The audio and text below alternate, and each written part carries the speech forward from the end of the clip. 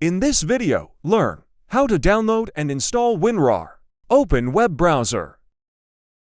Type WinRAR download for PC in Google search bar.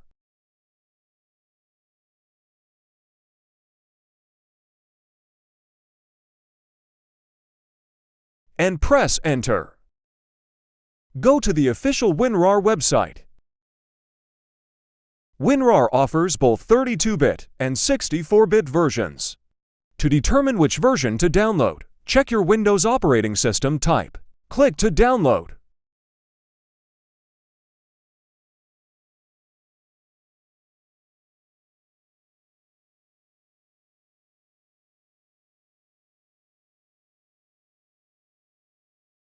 Once the download is complete, open folder. Double-click on Installer. Click OK. Press Install button. The installer will guide you through the installation process.